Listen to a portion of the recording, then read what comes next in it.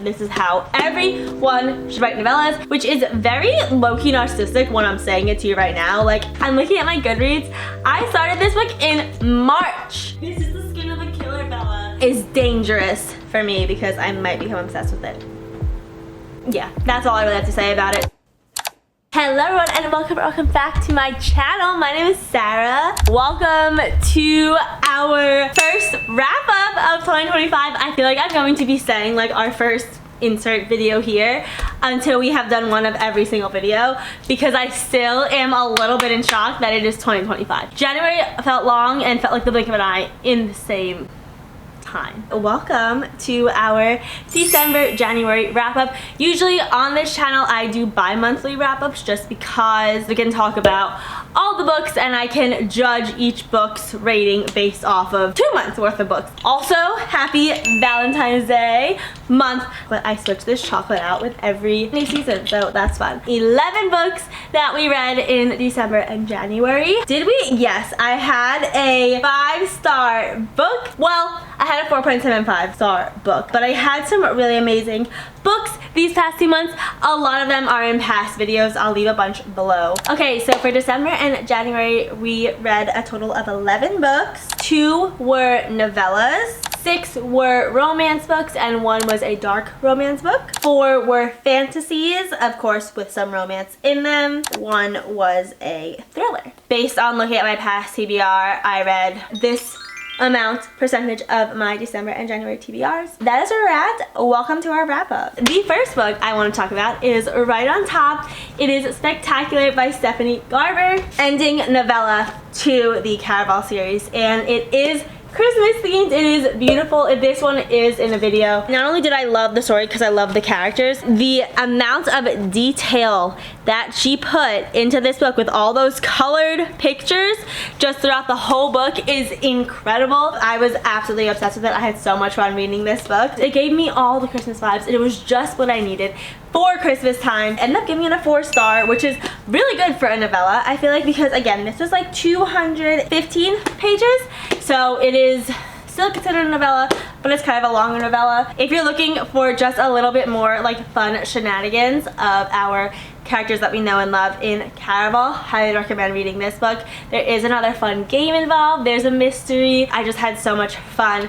diving back into the world of Caraval. I am actually in the middle of reading Once Upon a Broken Heart, finally, which is the next trilogy after the Caraval series. It was nice to have this little novella to say goodbye to our Caraval characters before moving on to another part of her world in Once Upon a Broken Heart. This is how everyone should write novellas. Her descriptions of the characters and the places are just so vivid and detailed, and I could very clearly picture it in my mind, and that is why I feel like I love Stephanie Garber's writing. The next book we read is our 4.75 star book that I did mention. It is One Dark Window by Rachel Gillig. This was actually in my 12 favorite books of 2024 video. I don't know if I read this in a video, but I will talk about it a lot. I do talk about it a lot in that video. This is the first book in the Shepherd King duology. Two Twisted Crowns is the last book on my January TBR, so hopefully I will get to finish that book. But this is like a dark fantasy, I would say. It definitely has darker vibes to it. It has a bit of a darker storyline, but it is so good and it's such an immersive fantasy world. I will say it was a little bit slow in the beginning, which is why I didn't get that 5 stars. But by the middle and end, I was just absolutely obsessed with this book. I could not put it down. The whole magic system in this world revolves around 12 cards. They are split among the realm. Each card, once you touch it, gives you different power. Like there's a card that makes you tell the truth.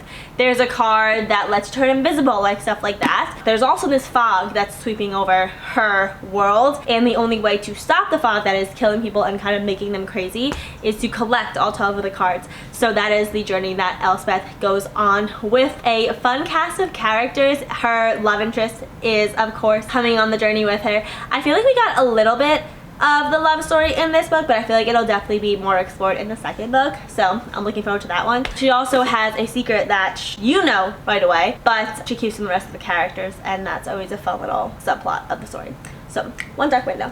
Highly recommend this book if you like fantasy, especially dark fantasy. I don't have this in physical form. I read it on my Kindle, but it's My December Darling by Lauren Asher. This was her holiday novella, It takes place in Lake Wisteria, which is part of her like Lakefront Billionaire series, but you do not have to read the other 2 Lakefront Billionaires books to be able to read this novella. It's a Christmas novella. I would say it's a very mid holiday book. I don't know, the grammar and writing felt a bit rushed. I would have loved more of a holiday feel in it. Maybe it's because I read it during the holidays for a video where I was supposed to be reading Christmas books, so I just read this book and I was kind of disappointed that there wasn't as much Christmas vibes as I necessarily expected in it. But it is a love story. I think I realized that I prefer the spectacular type novellas where it's like another extra story based on characters that you've already known and loved throughout the rest of the series. Because I feel like in novellas, if you introduce a whole new couple, it's always gonna feel rushed because it is like a 200-something page book, and to go from strangers to absolutely fully in love with you, let's get married, just feels like rush in a 200-page romance book. That's my opinion. So I feel like that's why I didn't necessarily love this book. It might have skewed my rating on it a little bit. It was cute. I mean, they had some cute little romance scenes. It is about a doctor and a nurse, workplace romance. You also have a couple little side characters that are in it as well. Very like Black Cat Golden Retriever vibes, Black Cat Girl Golden Retriever boyfriend. It was just, I don't know, it was very mid, like I said, very mid book for me. Yeah, that's all I really have to say about it. If you want to hear more of my thoughts, go check out that Christmas book video because I just didn't love it. I didn't love it. I read Love Light Farms by B.K. Borison. I gave this a 4 stars. It is part of the Love Light Interconnected 4-book series. It takes place during the winter. It's a holiday book and it is about 2 best friends, Stella and Luca, and it is a best friends to lovers, well, best friends to fake dating to lovers plotline. She owns a Christmas tree farm and it is really struggling financially. She enters into this social media contest to have this really famous social media travel person come to stay at her Christmas tree farm to get her a lot of good press and to make the story more interesting for the influencer. She says that she owns the Christmas tree farm with her boyfriend, who she does not have, and turns out that she asks her best friend Luca to play her boyfriend while this influencer is here to sell the story, so to speak, because she gets like a $50,000 prize or something at the end. I thought it was good. I gave it a, I'm gonna say 3.5. I feel like I changed my rating a little bit just because I like don't really think about this book hardly ever.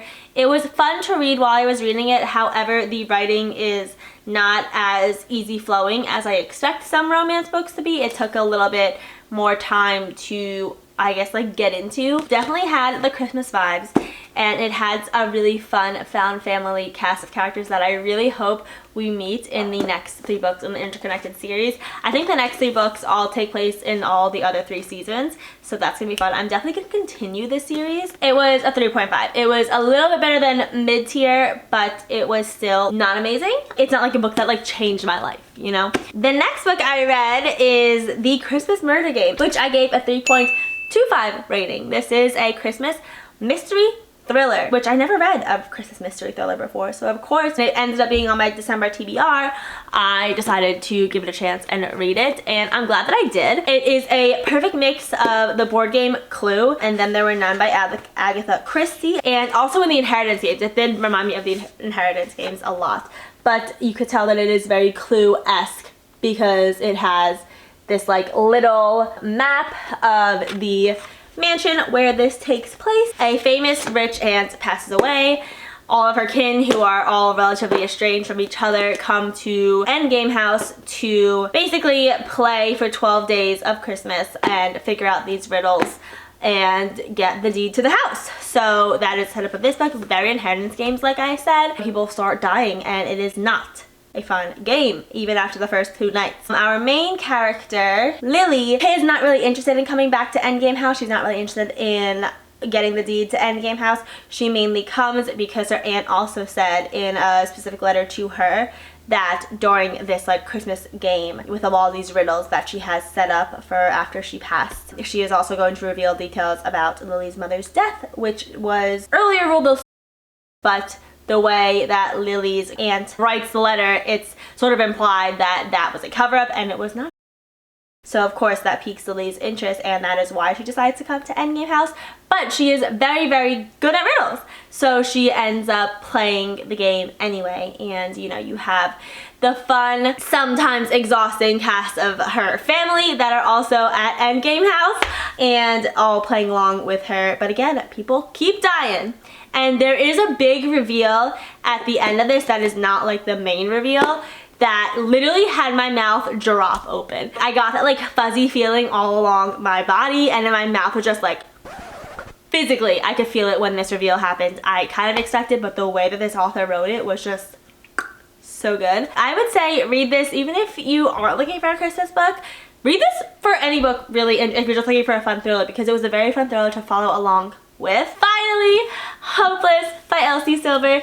This is the last book in the Chestnut Springs series. I ended up giving this book a 4.5 stars. I would say it's definitely not my favorite Chestnut Springs book. Now that I finished the series, still fully and will forever stand with Heartless. I love that book. I love Caden Willis so much. This is the last book in that series. It is a cowboy romance. If you haven't heard of Chestnut Springs, are you living under a rock? Because I can't get away from it. It is about Bailey and Beau. Beau is a war vet, so he's dealing with a lot of PTSD, but he was always known as like the happy-go-lucky golden boy sort of a Chestnut Springs. It's clear that he's like hiding a lot underneath. The girl that wants to figure that out is Bailey Jensen. She is the youngest sister of the sort of rival family in Chestnut Springs, the Jensens, that are on the other side of the Eaton boys' fence, which Beau is a part of, which the whole Chestnut Springs series is about, the Eaton boys. They end up having a little fake fiance situation because Bailey has such a connotation, a bad connotation around her family that no one in Chestnut Springs will even give her a job, and she's trying her best to get out of it. She's I think like only 22, so she's trying her best to get out of Chestnut Springs, start her own life away from her last name that has such bad connotations in this town that she grew up in. But no one's giving her money or hiring her to give her money to get her out of this terrible situation. Beau offers up his last name because, like I said, the Eatons are the golden boys in Chestnut Springs, so he's like, if I change your last name, maybe association with you will help people give you more opportunities, which is very low-key narcissistic when I'm saying it to you right now. Like, oh, you had down on your luck, take my last name. It'll be a lot better for you. But it's also like true, so you can't be too mad at him for it. I liked him in this book a lot. It was a bit insta-lovey for me, but even though it was a fake fiance trope, you could just like, it was insta-lovey in a way, in my opinion, and I think that's why a lot of people also didn't totally love this book. Regardless, I'm happy that I finished the Chestnut Springs series, and I'm happy to move on to Wild Love. Very excited for that. I love any Elsie Silver book. That's why it still has a high rating of 4.5 stars. Just wasn't my favorite. Very fun, very easy to read, definitely spicy in some parts, so content warning for that. Happy to finally finish the Chestnut Springs series. We could check that series off our list. Alright, the next book I read, I'm looking at my Goodreads.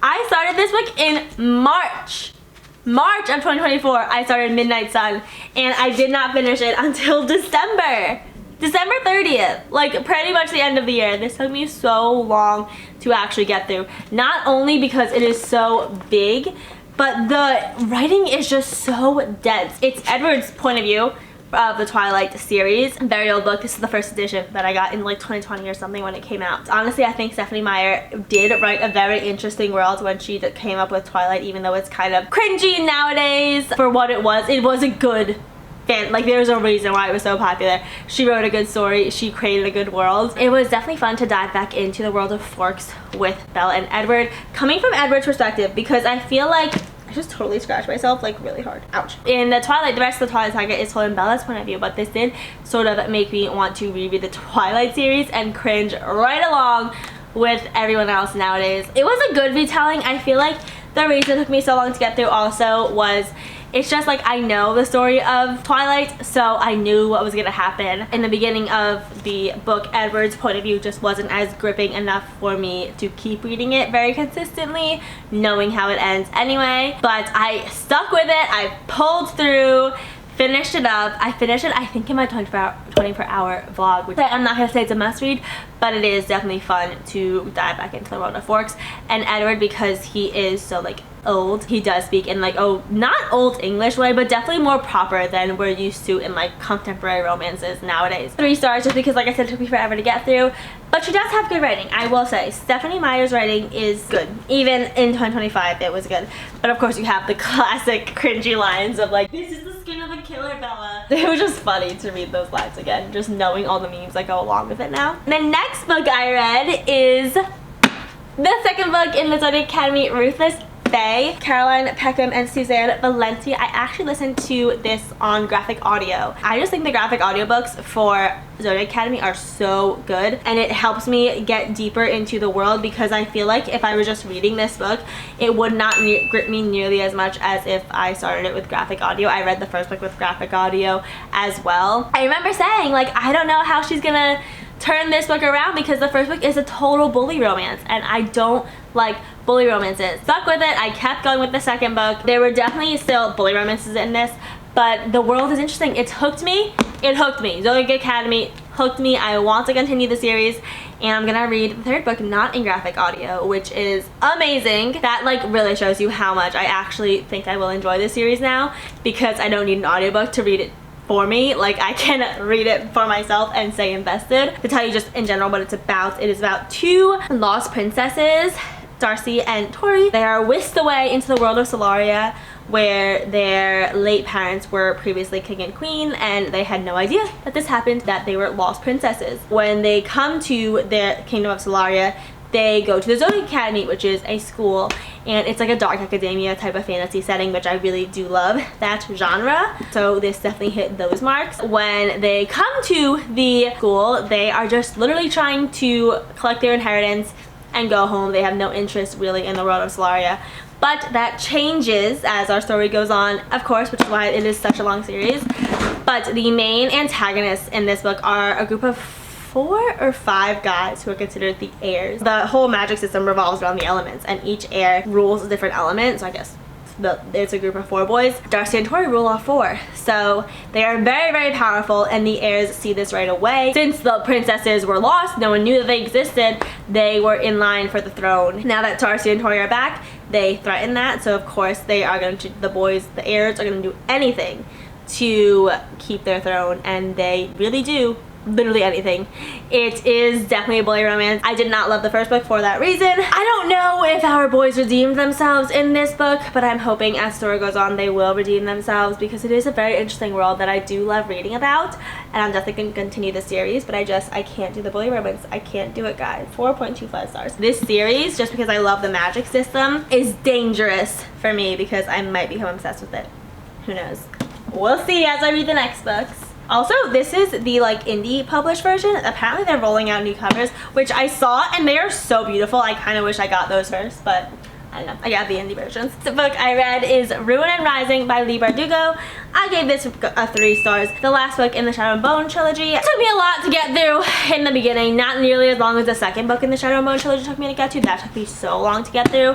I actually read this book and finished this because I was reading, I had a little readathon going with my friends, and I literally had hours upon hours of nothing to do to get distracted by but read with her. So that's what helped me finish this book. I really think so. Like I said, it's 3 stars. A very mid-end to the series. Honestly, it's forgettable. I forget what even happened, and I finished this book in January, so I shouldn't forget completely what happened. This is part of the Grishaverse, and this is the first trilogy, the main trilogy. However, I feel like the duology that comes after this is actually a lot more popular. To Six of Crows duology. I want to read that one next. I hope it's better than this one. I just don't think this trilogy is like a must read. Like, I feel like you can read Six of Crows and love the Grishaverse without reading the Shadow and Bone trilogy. It wasn't a great trilogy in my opinion. I got through it because, like I said, I have an issue with DNFing books. I just don't think it's a must read unless you're absolutely obsessed with the Grishaverse and you just want more of that content. It revolves around Alina. She has like very special powers. Because of those special powers, she is wanted by a lot of people, including the Darkling, who is the basically evil villain of the trilogy, and he is trying to like seduce her into darkness when she is trying to remain in the light. She has like a best friend that there's like a little romance between them. Honestly, it was a forgettable romance. I didn't much care for the romance. I don't know. Mal was like fine. I don't know, their chemistry just always seemed weird to me. Like, actually there was like no chemistry. They're definitely not a favorite book couple. Next book I read is Wretched by Emily McIntyre. This is the 3rd book in the Never After series. I gave this book a 3 stars. Sort of like mafia romance, I would say. All of Emily McIntyre's Never After novels are fairy tale. It just stopped me for some reason. But all of the Never After novels are fairy tale reimaginings. So They all have a lot of Easter eggs based on a different fairy tale. This fairy tale reimagining was of the Wizard of Oz. So our main character is the villain, or the Wicked Witch, aka Elphaba. In this book, her name is Evelina. Her parents are part of the big players in the industry. It's an illicit business. My main character is a DEA agent undercover to sort of bust the whole operation that Eveline's family participating in. That is our romance and our enemies to lovers undercover type romance. It is very spicy. It is a good story. It is gory at times, I would say, but I had fun reading it. This is like my first introduction to mafia romances, and I think I really like mafia romances. Like, I think that it's gonna be a new genre that I really like, so I want to look for more of them. One thing that I love about Emily McIntyre's writing is she always includes so many Easter eggs based on what fairy tale she's reimagining. So poppies are very heavy in this book. Her evil sister is Dorothy. Her sister that passed is named Nessa. That's not a spoiler because that is literally how the book starts, is they're at the funeral of her sister. It's very clever the way that she intertwines the story of the Wizard of Oz in this book. I'm excited to read the rest of the Never After novels. It is a dark romance. I was absolutely obsessed with the book right before this, Scarred. This book not nearly as obsessed with as I was with Scarred and Hooked, but it's still good. And the next book is Twisted, which is an Aladdin reimagining. So I think it's like Jasmine and Jafar, which is kind of crazy. And then the last book we are going to talk about today, the last book I finished in January, is The Cinnamon Bun Bookstore by Laurie Gilmore. This book I gave it 3.5 stars. A part of the Dream Harbor series. It's the second book in the Dream Harbor series. The first book was The Pumpkin Spice Cafe, which just had a moment in fall. It was just so popular. It was crazy. The big thing in the Dream Harbor series is Laurie Gilmore, is a big fan of Gilmore Girls, so Dream Harbor is very heavily based off Stars Hollow. This is a pen name, Laurie Gilmore, which is going to be, you know, a nod to the Gilmore Girls as well. Cozy small town romance, and this one is about Hazel, who works in a bookstore, and about Noah, who is a fisherman. His job is basically to charter boats for the like tourists that come to Dream Harbor and want to fish on his fishing boat. Hazel is about to turn 30,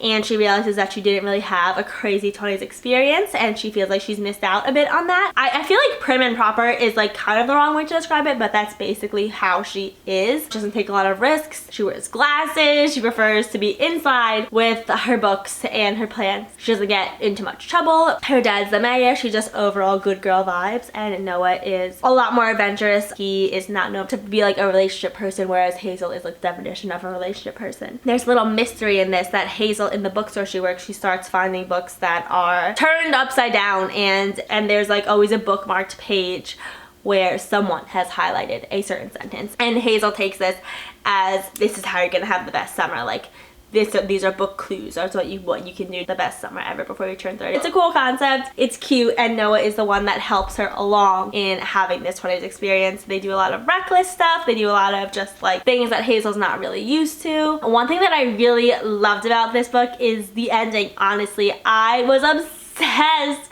with what Noah did for her at the end. If you know, you know. I thought that was so cute. Such a cute idea. The perfect way to end this book, and I think that she did such a good job with the ending.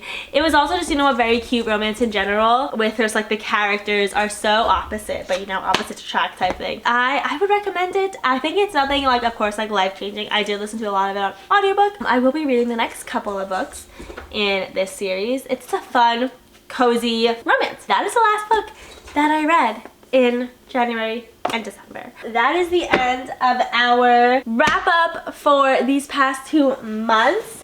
Here are all the books that we ended up reading, not including my December darling. Thought that it was a pretty good couple of reading months. In my opinion, it wasn't our like best one, but we definitely had some favorites. In here we got through some series, we started some new series, so it was a good couple of reading months.